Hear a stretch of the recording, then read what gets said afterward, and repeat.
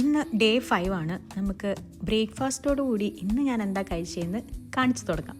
രാവിലെ ബ്രേക്ക്ഫാസ്റ്റിന് ഞാൻ ദോശയാണ് കഴിച്ചത്. വളരെ ചെറിയ 2 തട്ട് ദോശ ഉണ്ടാക്കി, കൂടെ സാമ്പാർ ഉണ്ടായിരുന്നു, പിന്നെ ഒരു ഓംലേറ്റ് ഉണ്ടാക്കി.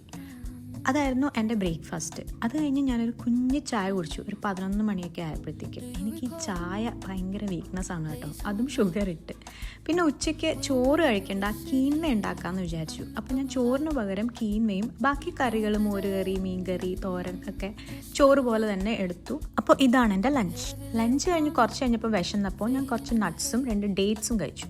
ഇന്നാണെങ്കിൽ ഇവിടെ നല്ല ഇൻ്റർസെപ്ഷൻ സൗണ്ടും അലേർട്ട്സും ഒക്കെ ഉണ്ടായിരുന്നു. അധികം നല്ല ഒരു അന്തരീക്ഷമായിരുന്നില്ല ഇന്നത്തേത്. അതിൻ്റെ ഇടയ്ക്കും ഞാനൊരു ചായ ഇട്ട് കുടിച്ചു. വൈകിട്ട് ജിമ്മിൽ പോകാൻ ഒട്ടും മൂടുണ്ടായിരുന്നില്ല. ബട്ട് ഞാൻ എന്നെ തന്നെ വലിച്ച് എടുത്തോണ്ട് പോവുമായിരുന്നു. ഇന്ന് ഷോൾഡർ ഡേ ആണ്. നാളത്തെ ലെഗ് ഡേയും കൂടെ കഴിഞ്ഞാൽ പിന്നെ റെസ്റ്റ് ഡേ ആണ്. ജിമ്മിൽ നിന്ന് നേരെ ഇറങ്ങി അടുത്തുള്ള സലൂണിലേക്ക് വിട്ടു. എനിക്ക് നല്ല തലവേദന ഉണ്ടായിരുന്നു, പിന്നെ മൂഡും ശരിയല്ല, എന്തൊക്കെയോ സ്ട്രെസ്സ്. അപ്പോൾ ഒരു ഹെഡ് മസാജ് ചെയ്യിക്കാമെന്ന് വിചാരിച്ചു.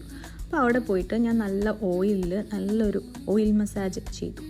അവിടെ നിന്ന് ഇറങ്ങി നേരെ വീട്ടിൽ വന്ന് ഒരു കുളിയും പാസ്സാക്കി ഡിന്നർ പരിപാടിയിലേക്ക് കടന്നു. ഡിന്നറിന് ഞാനൊരു എഗ് സാൻഡ്വിച്ചാണ് ഉണ്ടാക്കിയത്.